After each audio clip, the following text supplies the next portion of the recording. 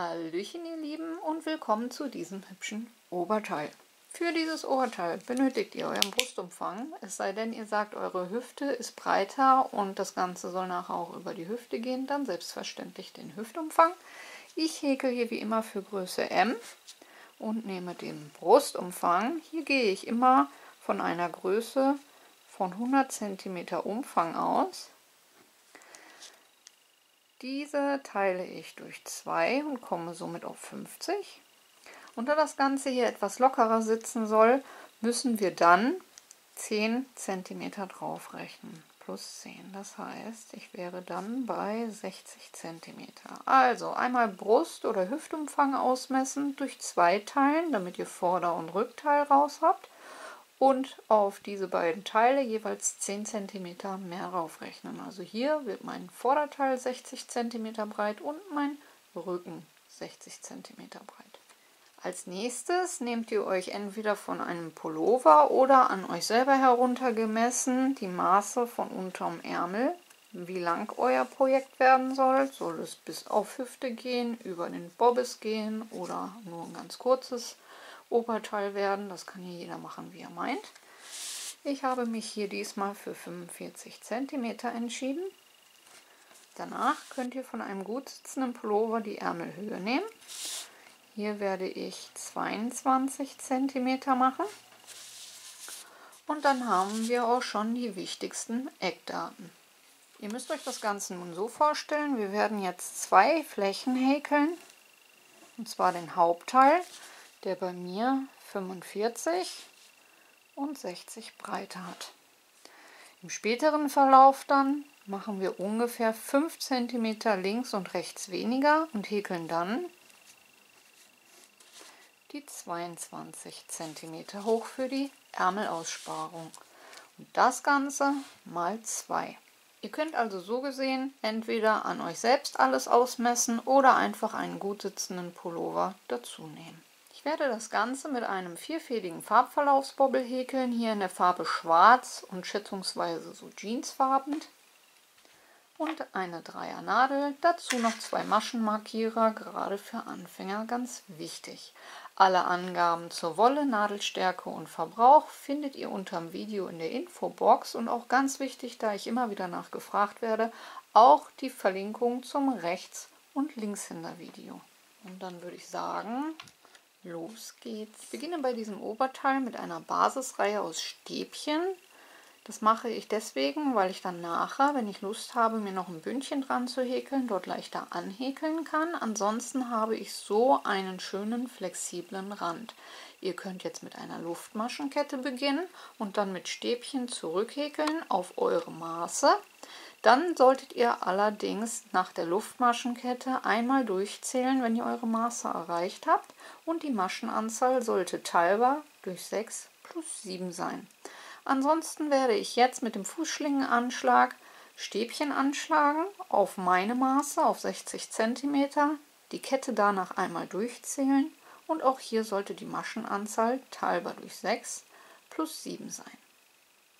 Für den Fußschlingenanschlag beginne ich mit 3 Luftmaschen.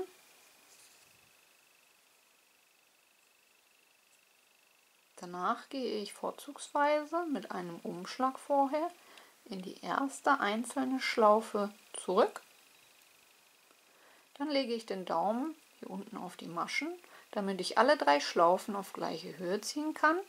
Masche erst eine Schlaufe ab, die ist wichtig, da steht das Stäbchen nachher drauf. Und dann, wie man es kennt, durch 2 und durch 2 für ein Stäbchen. Nun hat sich hier unten eine komplette Masche gebildet. Wir machen einen Umschlag und nehmen die komplette Masche auf, also beide Schlaufen. Holen den Faden durch, ziehen wieder alle 3 Schlaufen auf gleiche Höhe, durch eine, auf dem die Masche steht, durch 2 und durch 2 für ein Stäbchen. Umschlag, nächste gebildete Masche, Faden holen, durchziehen, alle 3 Schlaufen wieder auf gleiche Höhe, durch eine, auf dem die Masche steht, durch 2 und durch 2 für ein Stäbchen. Wer das Ganze nochmal etwas langsamer schauen will und halt mit einer helleren Wolle, da gibt es extra ein Video auch bei mir, Fußschlingenanschlag mit Stäbchen. Umschlag, nächste gebildete Masche. Alle 3 Schlaufen hochziehen auf gleiche Höhe, durch 1, durch 2 und durch 2. Und wie ihr seht, wenn man das einmal drauf hat, geht das rucki zucki und spart sich Hin- und Rückreihe, hat am Ende sogar eine ganz flexible Kette und das Ergebnis bleibt. Bei einer Luftmaschenkette verändert sich oftmals das Ergebnis und daher mache ich grundsätzlich alles nur noch mit dem Fußschlingenanschlag. Also es ist nur vorteilhaft, diesen zu können. So, ich schlage jetzt meine Stäbchen auf 60 cm an und dann sehen wir uns wieder.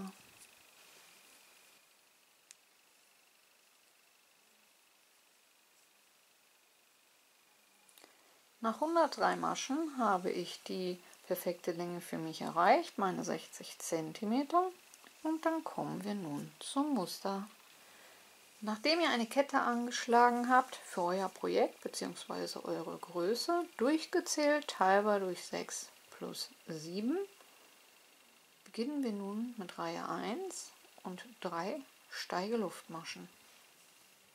Steigeluftmaschen bleiben über Steigeluftmaschen und zählen als erstes Stäbchen. Umschlag und in die nächsten 5 Maschen jeweils ein Stäbchen häkeln.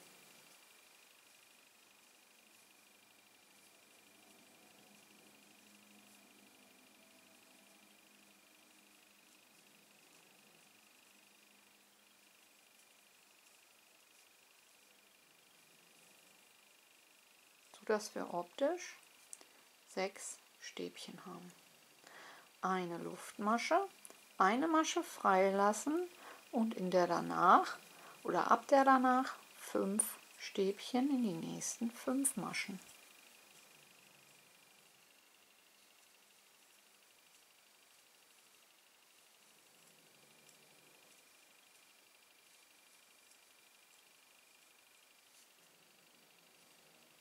Eine Luftmasche, eine Masche freilassen und ab der zweiten Masche in die nächsten 5 Maschen jeweils ein Stäbchen häkeln.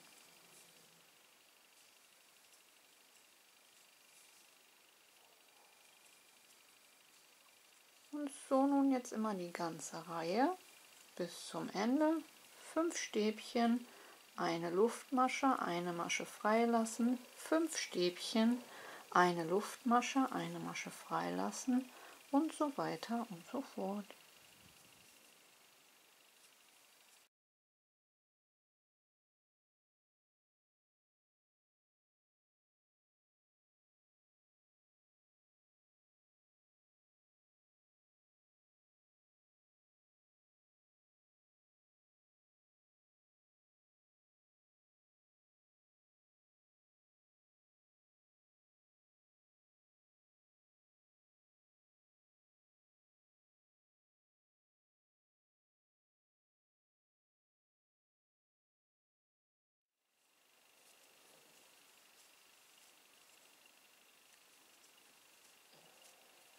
Und am Ende der Reihe eine Luftmasche, eine Masche freilassen und in die letzten 6 Maschen jeweils ein Stäbchen häkeln, sodass wir optisch Anfang und Ende gleich haben. 5 Stäbchen in die nächsten 5 Maschen. Und das letzte und 6. Stäbchen kommt in die Steigeluftmaschen der Vorreihe in die zweite Masche von unten angezählt.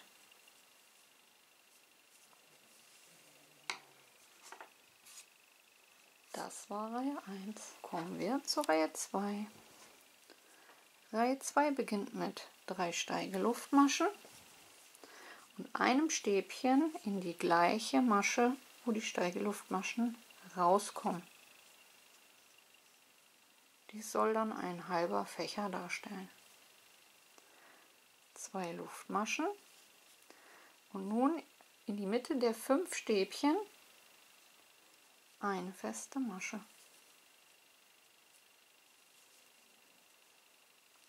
2 Luftmaschen und in das Loch um die Kette stechen und 3 Stäbchen in die gleiche Einstichstelle häkeln.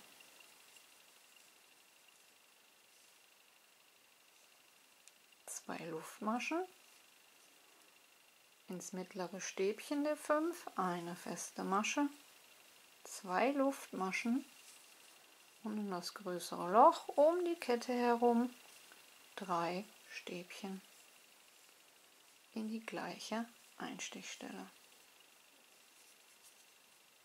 2 Luftmaschen, ins mittlere Stäbchen eine feste Masche, 2 Luftmaschen und in das nächste Loch um die Kette herum 3 Stäbchen. Und so die restliche Reihe.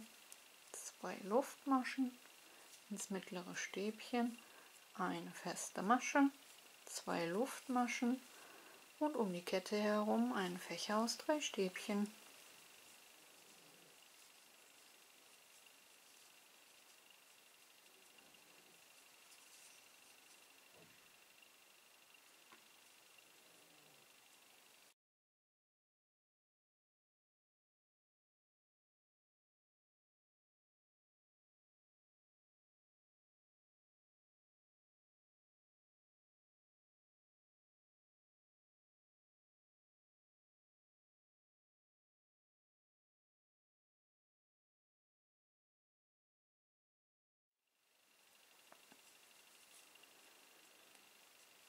Und am Ende der Reihe 2 Luftmaschen in das letzte Löckchen einen Fächer aus 3 Stäbchen,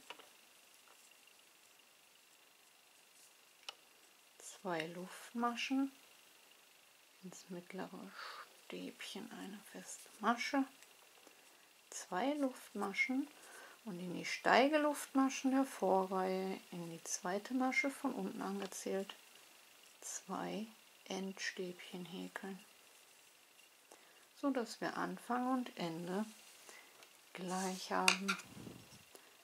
Das war Reihe 2. Reihe 3. Wir beginnen mit 3 Steigeluftmaschen. Steigeluftmaschen bleiben über Steigeluftmaschen in das nächste Stäbchen, ein Stäbchen und ein Stäbchen um die Kette herum, so dass wir optisch 3 Stäbchen haben. Eine Luftmasche und nun ein Stäbchen um die Kette herum vor der nächsten Gruppe, dann jeweils ein Stäbchen über die nächsten 3 Stäbchen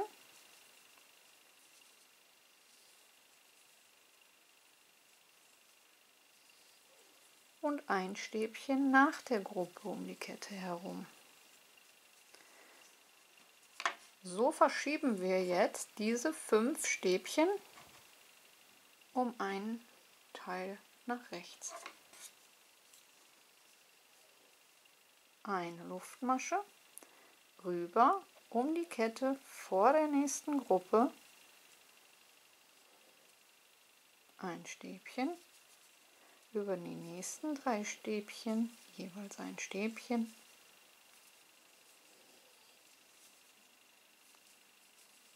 und ein Stäbchen nach der Gruppe um die Kette herum, so dass wir optisch auch hier 5 Stäbchen haben. Eine Luftmasche, ein Stäbchen um die Kette vor der Gruppe, jeweils ein Stäbchen über jedes Stäbchen und ein Stäbchen nach der Gruppe. Also eine ganz leicht zu merkende Reihe, sodass wir optisch wieder 5 Stäbchen haben. Eine Luftmasche, ein Stäbchen um die Kette vor der Gruppe, jeweils ein Stäbchen über jedes der 3 Stäbchen und eins danach um die Kette. Und so die ganze Reihe.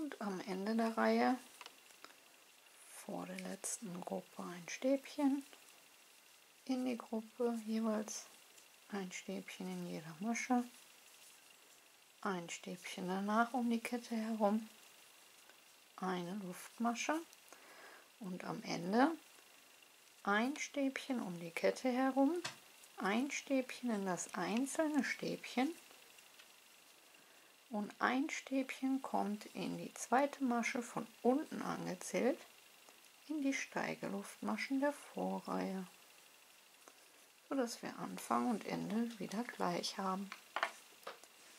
Das war Reihe 3. Kommen wir zur Reihe 4. Wir beginnen mit einer Luftmasche und einer festen Masche direkt in die erste Masche, also über die Steigeluftmaschen der Vorreihe.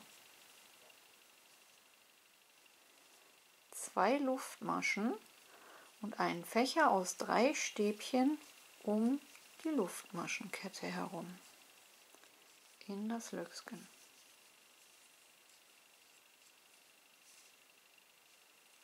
Zwei Luftmaschen ins mittlere Stäbchen der Fünfergruppe, eine feste Masche.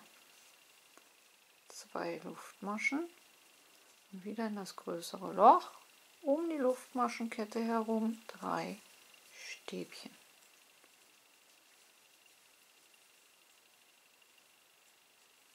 Zwei Luftmaschen ins mittlere Stäbchen der 5 eine feste Masche, 2 Luftmaschen und um die Kette eine Gruppe aus 3 Stäbchen. Einen Fächer häkeln. 2 Luftmaschen und ins mittlere Stäbchen der 5 eine feste Masche, 2 Luftmaschen und einen Fächer aus 3 Stäbchen um die Luftmaschenkette. Und so die ganze Reihe, auch eine sehr leicht zu merkende Reihe. 2 Luftmaschen, eine feste Masche in das mittlere Stäbchen der 5, 2 Luftmaschen und ein Fächer aus 3 Stäbchen um die Kette des Löckskens.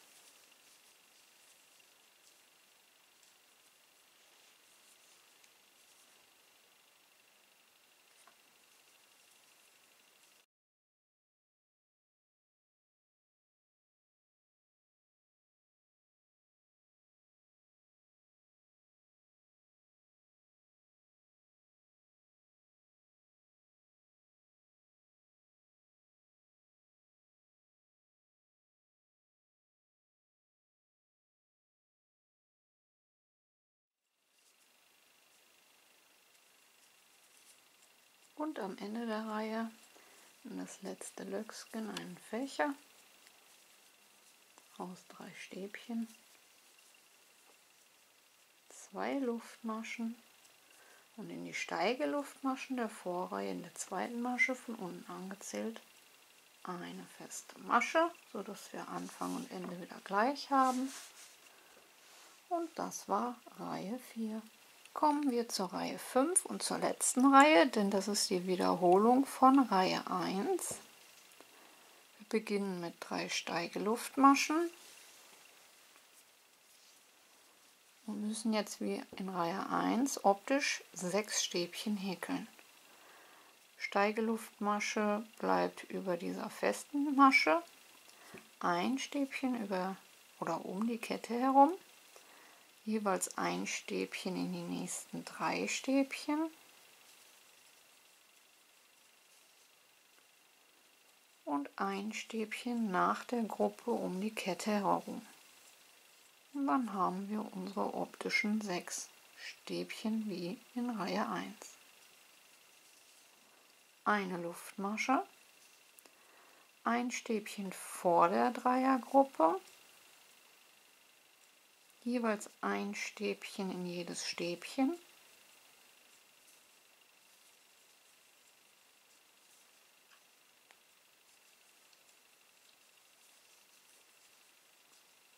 so haben wir dann auch wieder unsere 5,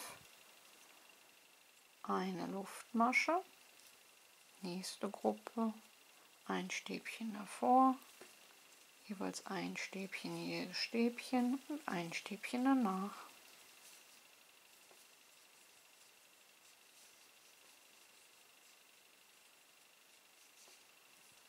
Also am Anfang haben wir 6 optische Stäbchen und danach immer 5. Leicht zu merken, 1 vor der Gruppe, 1 nach der Gruppe und die 3, so haben wir insgesamt 5. Und immer eine Luftmasche dazwischen. Und so nun die ganze restliche Reihe.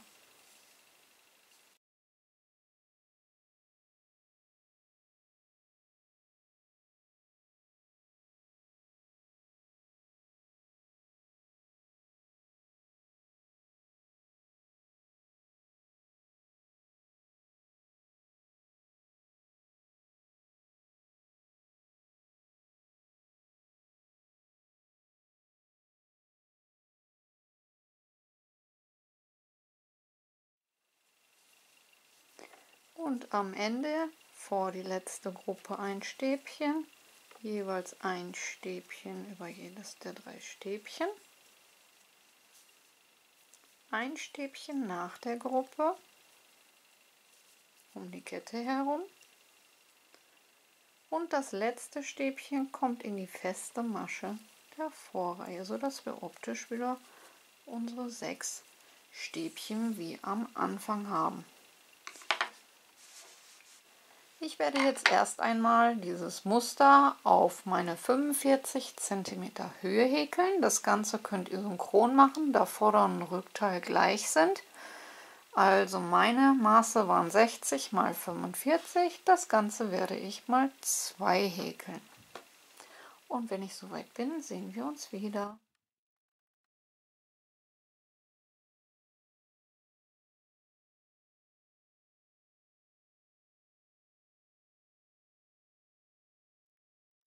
Nach 45 Reihen sieht das Ganze so aus. Ich finde, dieses Muster auf Fläche sieht einfach nur mega aus.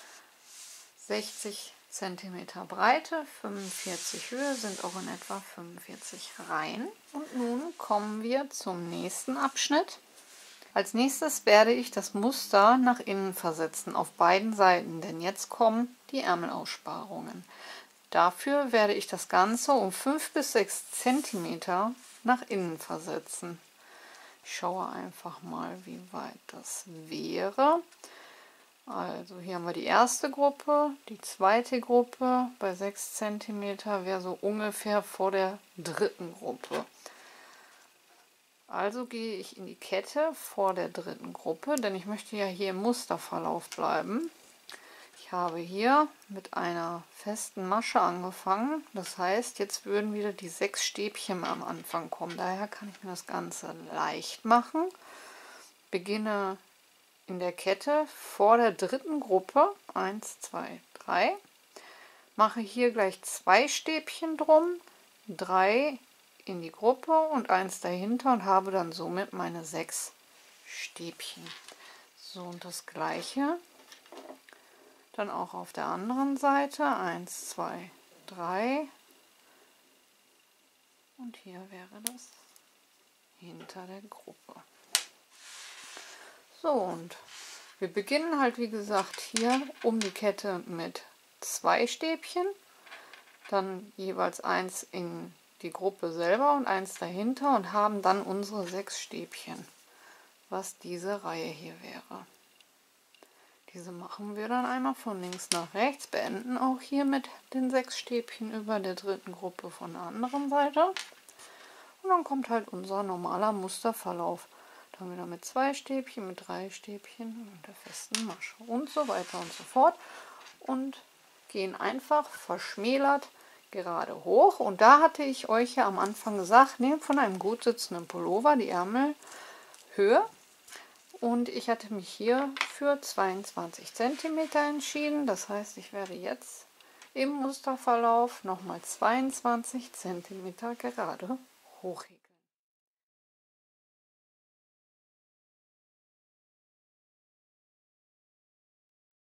Fertig ist nun der Rücken. Nach 21 Reihen habe ich das Ganze beendet und vernäht. Warum nach 21 statt 22? In der 21. Reihe habe ich hier vorteilhafterweise die ganzen Stäbchen, anstatt so viele kleine Ketten. Das könnt ihr aber machen, wie ihr möchtet. Ich finde das halt besser, um es später zu verbinden. Jetzt kann ich mich an dem Rücken orientieren, wie tief der Schlitz vom Vorderteil sein soll. Ich habe mich jetzt hier für 4 Reihen entschieden. Das reicht, damit der Kragen oder aber die Kapuze, je nachdem was ihr für euch häkelt, besser fällt. Ihr müsst es nicht, also ihr könnt auch einfach die Schultern vernähen, euren Halsausschnitt lassen und da dann dran häkeln. Ich finde es allerdings schöner, wenn sich das Ganze nach links und nach rechts wegklappen kann. Und da sind wir auch schon beim Vorderteil. Ich habe bereits die 17 Reihen hochgehäkelt, das Ganze einmal zusammengeklappt und mir die Mitte markiert. Auch hier bin ich vorteilhafterweise in der Reihe mit den ganzen Stäbchen. Als nächstes würden 2 Stäbchen in die erste Masche kommen, 2 Luftmaschen und eine feste Masche in die Mitte der Gruppe.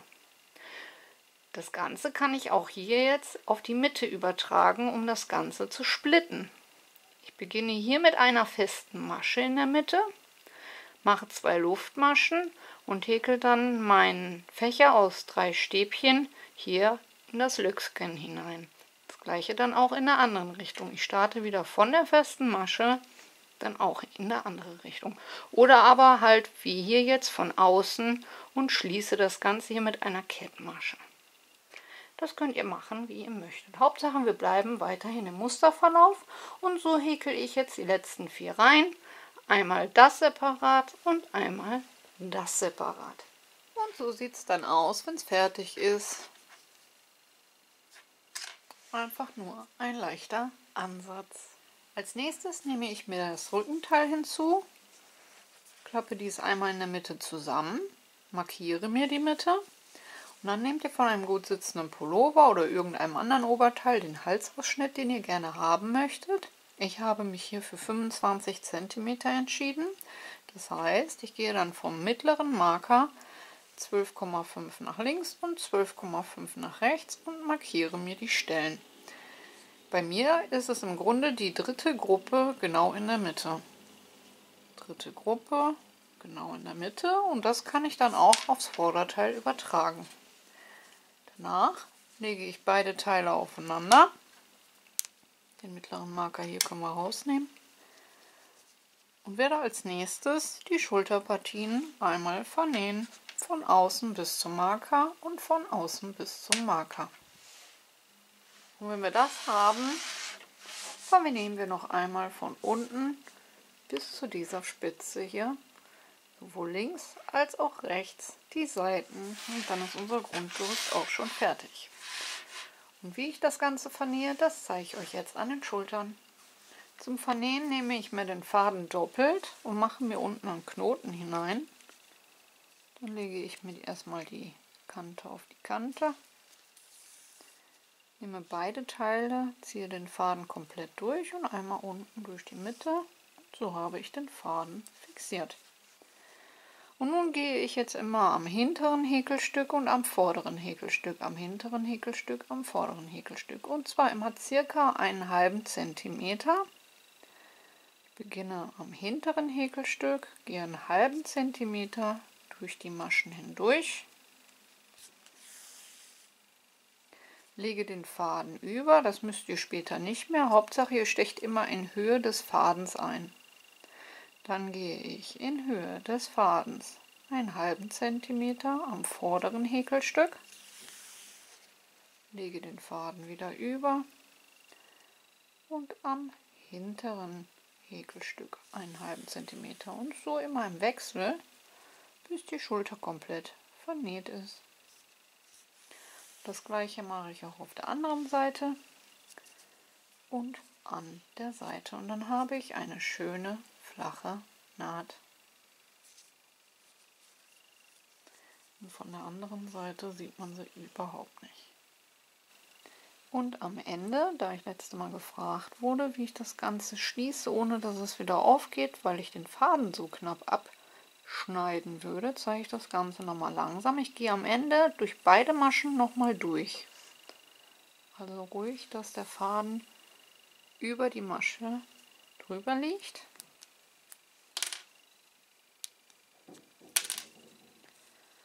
Danach gehe ich mit der Nadel ein Stück durch die Maschen hindurch und wickel danach den Faden zweimal um die Nadel direkt unten. Halte dann das Ganze mit dem Daumen fest und ziehe den Faden komplett durch. Danach, wie ihr es kennt, einmal hin und einmal zurück. Und dann kann ich den Faden auch ganz knapp abschneiden. Da löst sich dann überhaupt nichts mehr. Und dann haben wir eine schöne flache Naht. Und so sieht dann der Rohzustand aus. Schultern vernäht, Seiten vernäht. Und dann kommen wir nun zum Kragen.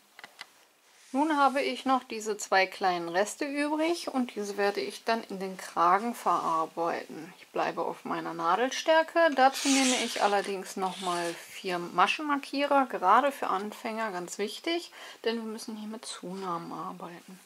Zum einen setze ich mir die Zunahmen, die nach hinten und nach vorne gehen, in die Naht der Schulter.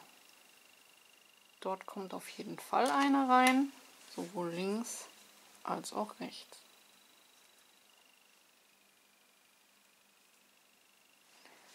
Und die nächsten beiden kommen vorne in die Spitze.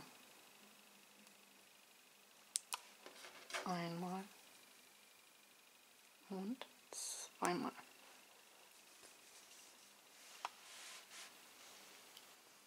So, ich beginne vorne an einer der Seiten in der Spitze und werde hier einfach nur mit Stäbchen häkeln und in den nächsten Reihen mit Reliefstäbchen. Das führt dazu, dass der Kragen etwas schwerer ist und dadurch auch besser fällt. Ich beginne mit einem Stäbchen.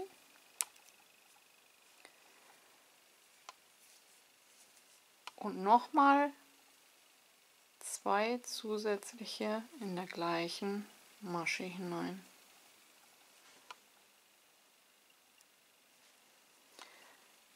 Anfänger sollten sich jetzt nun den Maschenmarkierer dort setzen, wo später dann die nächsten beiden Zunahmen reinkommen. Also ins erste Stäbchen. Danach häkel ich in jede Masche ein Stäbchen bis zur Schulternaht. Bei der Luftmasche mache ich es mir einfach, da häkel ich einfach drum herum. Danach die Stäbchen, wie sie kommen.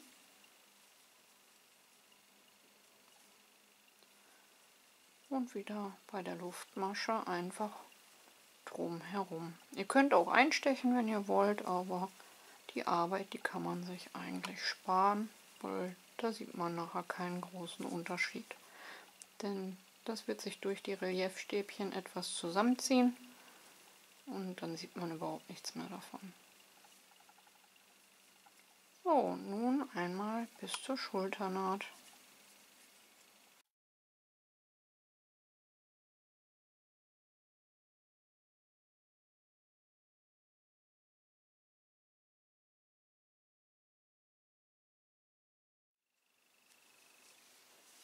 So, an der Schulternaht angekommen, schaue ich, dass ich mir irgendwie die Maschen, zumindest 2 Schlaufen, so auf die Nadel nehme, dass ich mir natürlich nicht jetzt die Naht versaubeutel.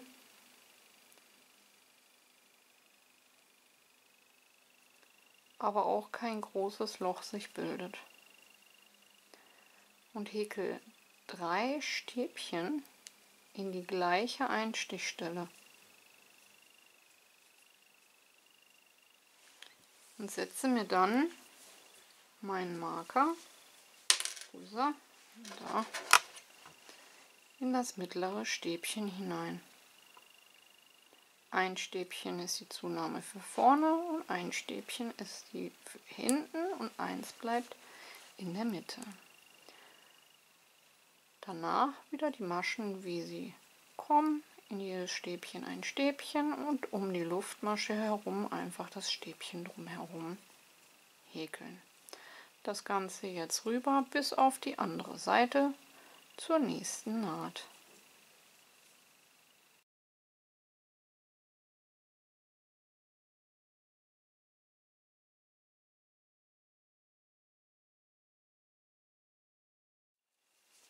Bei dem nächsten Marker angekommen, schaue ich auch hier, dass ich mir jetzt die Naht nicht kaputt mache oder auseinanderziehe. Ihr könnt dann einfach so da durchgehen, nehmt quasi eine Schlaufe von der einen Seite und eine Schlaufe von der anderen Seite und holt euch so die Masche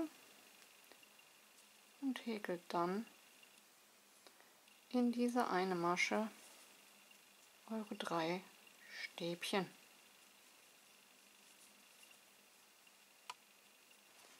In das mittlere Stäbchen den Marker setzen.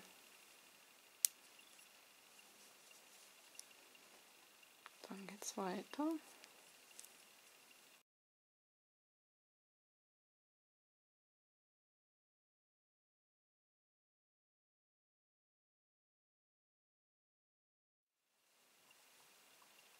Und am Ende der Reihe behäkle ich auch noch mal die letzten 3 Stäbchen, wobei ich ins letzte dritte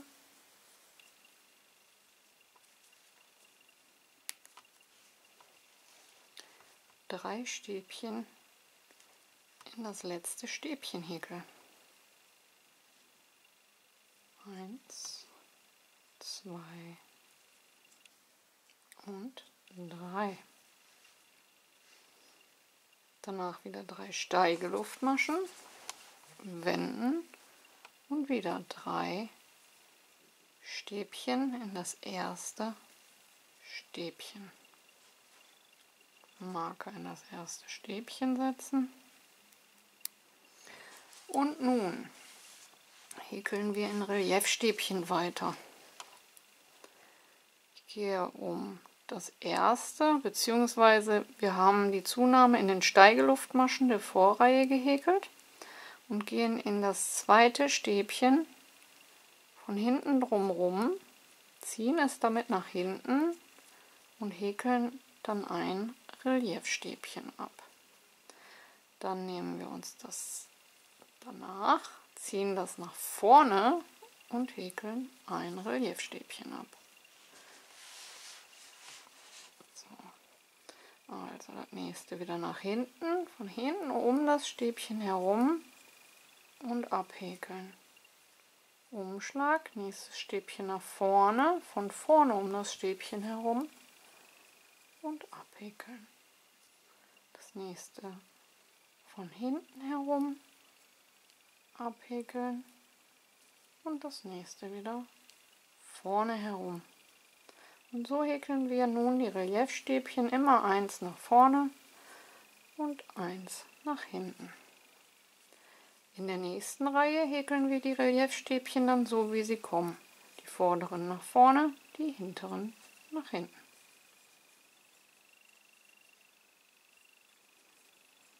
Nun erstmal bis zum Marker, immer schön im Wechsel.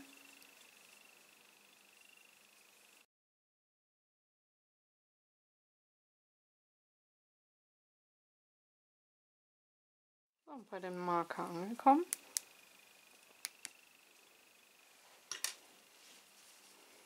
Häkle ich das vor dem Marker noch nach hinten.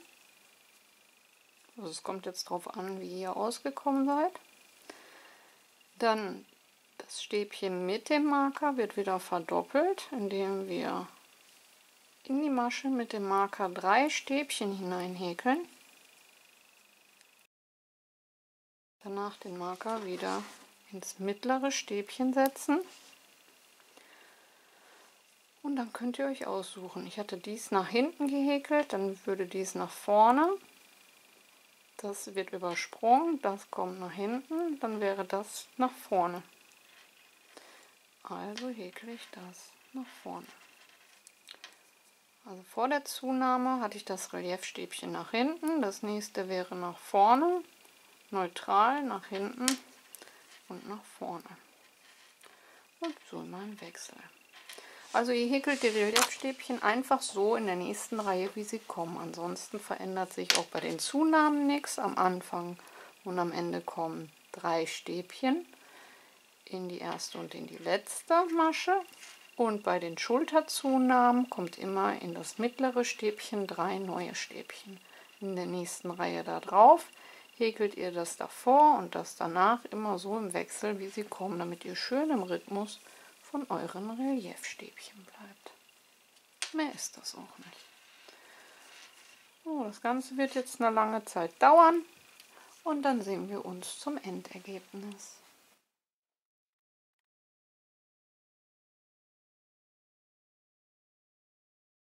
Nachdem mein Kragen für mich lang genug ist, das Ganze auf den Schulterspitzen beendet, häkle ich noch einen Abschlussrand aus verdrehten Maschen. Diesen werde ich auch an den Ärmelaussparungen und unten am Bund häkeln, damit das Ganze schön abgeschlossen aussieht und auch nicht so stark auslatscht. Am Kragen werde ich das Ganze einmal ringsherum häkeln. Dazu eine Luftmasche.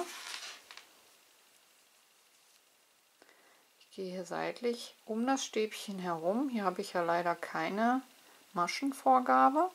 Ziehe die Schlaufen etwas höher, damit ich die Nadel nach hinten verdrehen und das Ganze locker abmaschen kann. Nächstes Stäbchen. Einfach um das Stäbchen herum, beide Schlaufen auf gleiche Höhe ziehen, Nadel nach hinten verdrehen und locker abmaschen. Nächstes Stäbchen. Beide Schlaufen nach oben ziehen, Nadel nach hinten verdrehen und abmaschen. Und so immer im gleichen Abstand, dort wo wir keine Maschenvorgabe haben, den verdrehten Rand häkeln.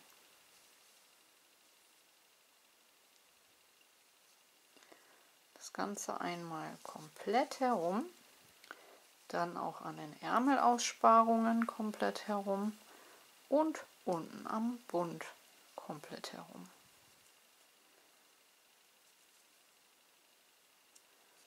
Und dann habt ihr so einen schönen Abschlussrand, der auch nicht so schnell ausfranst.